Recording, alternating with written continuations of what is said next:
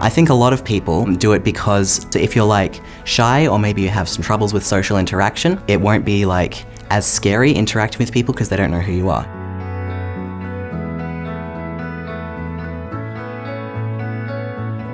Honestly, I'm already a weird person.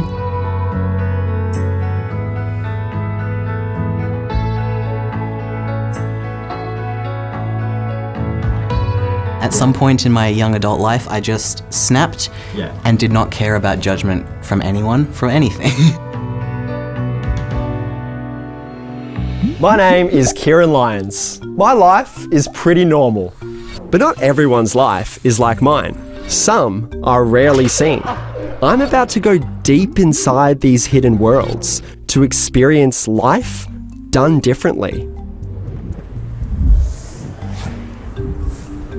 We're in Canberra today. We're gonna go and visit a ferry. A ferry? Furry? Furry. My R sounds are from Ireland. I know very little about what a furry is. Yeah, I think a lot of people think that there's a big sexual side to furries. I'm intrigued to ask about whether that's just a big stereotype. I'll try not to cross-hand steering, because I did fail my driving test for that, so. Yeah, I failed my driving test 5 times. So I didn't want to mention Holy 5 times? And you're gonna be a furry? Yeah, I'm gonna give being a furry a crack. This is Leo Balfour. He's a 22-year-old from Canberra, and he is a furry. The broad definition is a furry is somebody who likes anthropomorphic animals. So pretty much animals with human characteristics. So they might walk on 2 legs, or they might wear clothes or talk. Usually furries will make a fursona, which is like a persona of them as an animal. And then what you do, if you want to, is get a fursuit made, and then you can go to conventions and dress up as them. And that's pretty much the basis of being a furry. So how many furries do you think are in Australia? Oh, thousands, easily. While we don't know exactly how many, we do know this.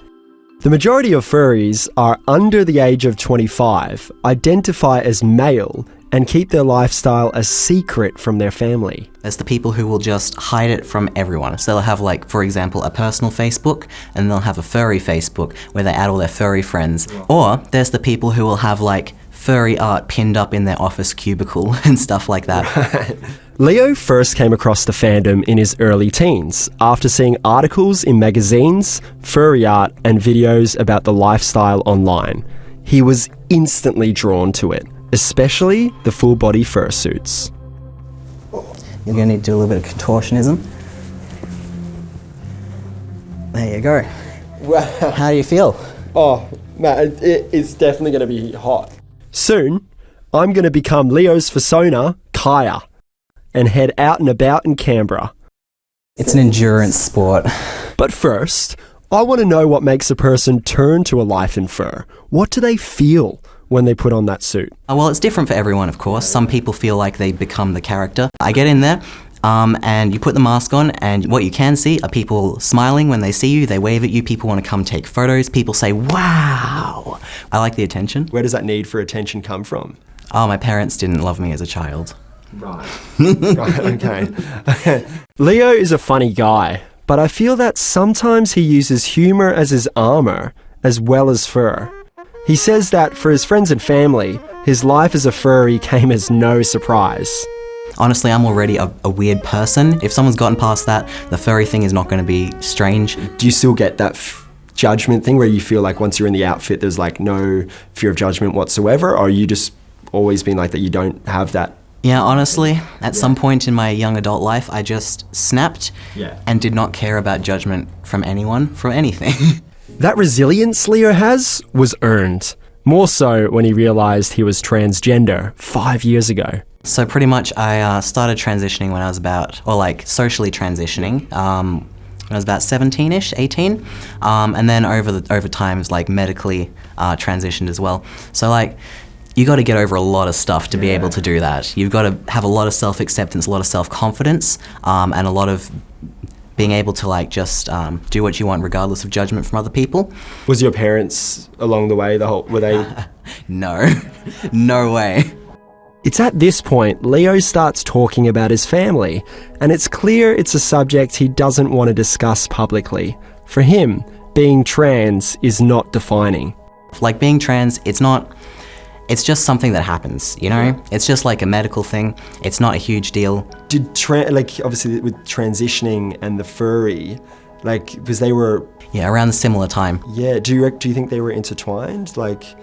I think it's just mostly because that's the sort of age where you start figuring stuff out for yourself, figuring out what you're into, what you like to do. So for example, if you're transitioning to female from male and you haven't done that yet, so physically you still look male, it can be really good to have like a very obviously feminine persona, and you can put that on and have people call you like she and stuff and say, oh, she's so cute, and that's very like validating for people.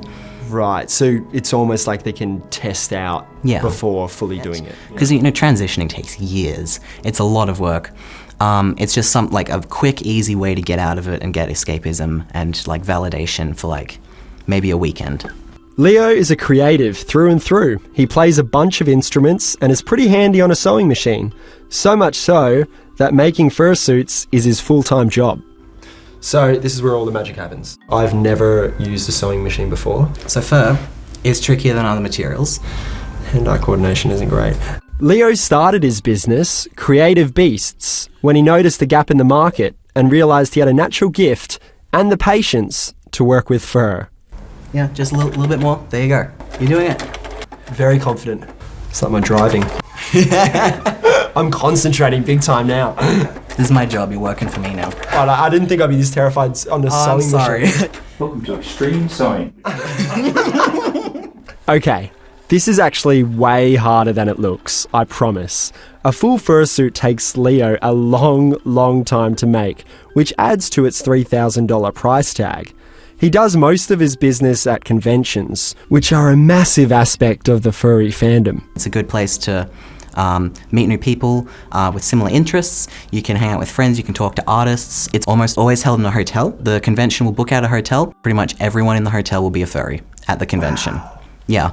So it's a big community if they're booking out hotels. Oh, definitely. For some people, there's another more adult side to being a furry. And after dark during a convention, there are some furries who want to explore sexual fantasies. And there's I think for a lot of people have this misconception that like people in furry outfits, they like to explore some wild sexual fantasies at these 18 plus parties. Well, that's definitely a part of it, but pretty much every fandom is going to have that aspect of it. You can find adult art of anything online.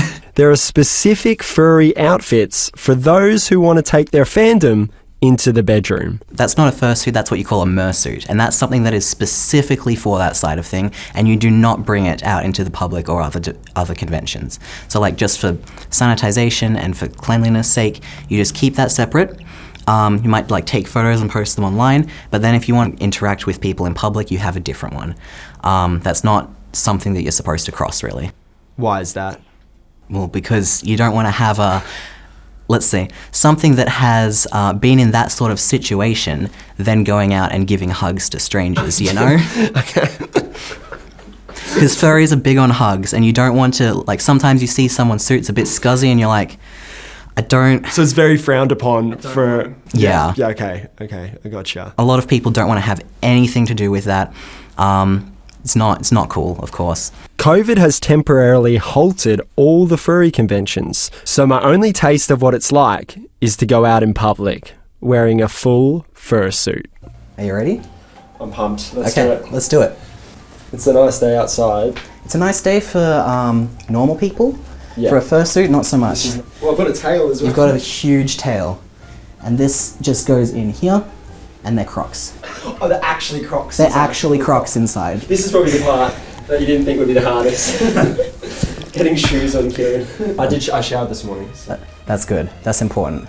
Oh, just push down? Yeah, go. Oh, and the head definitely won't get stuck and I won't be able to get it off. So I can't actually see. I'm just trying to find my feet. Yeah. I would never have thought that being a furry would be this challenging. Come on out and check yourself out in this mirror. Oh, wow. Like you're a different person. Like, Yeah. It's very heavy, and you feel very. I can imagine you get very hot in this. Oh yeah. I'm about to go through the reception now, where there's going to be other people. Mm-hmm. So, give me some advice. Like what? Wave at them. Wave? Smile, but that's easy because you're already permanently smiling. Just pretend there's nothing weird going on.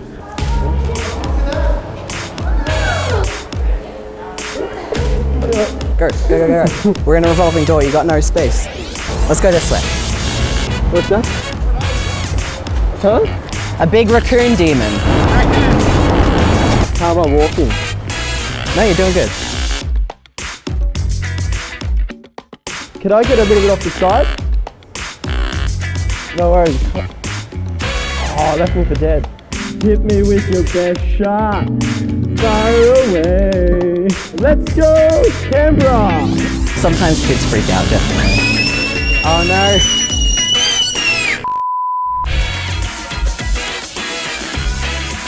Any dance moves you'd like to see on request? Can you do the Prince crossover? Ready?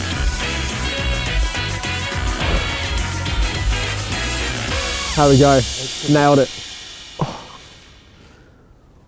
Oh my God. How you doing? It's hot in there. I was hot, I was exhausted, but I felt so free. Oh, it's uluru hot in there. It is so hot. It is like 70 degrees in there. It's a different experience. Like, you don't care about anything. It's like you just got this carefree zone that you're in. I wouldn't do any of that stuff if I didn't have a mask on. It changes your confidence level. Like on the street, you can just dance away. Like I don't even dance in a nightclub where you can dance, let alone on a street around business executives walking up and down the street. You know, you don't care about being judged. I totally get why people get into these outfits, and especially, you know, somebody that might want to explore a different side to them but doesn't have that confidence to do so. I can totally see how it can just be an enjoyable experience. You can meet any type of people as a furry. I mean, people you know are probably furries and you don't even know it. It really helps a lot of people kind of come out of their shell and like get to be social in a different way. Being a furry is so much about community. It's about belonging to a group. It's a social circle, like-minded friends who understand each other. There's little judgment, a lot of support, and freedom to be whoever you want to be. Like all of us, furries want acceptance. They may not find that in their real life, but in the furry fandom, they're welcomed with open arms. For some, that may be a fetish, but for most, it's about friendship. I think there's a really important lesson to be learned from the way furries do life. Don't judge, accept. Relish the freedom to be whoever or whatever you want to be and be loved by others for it.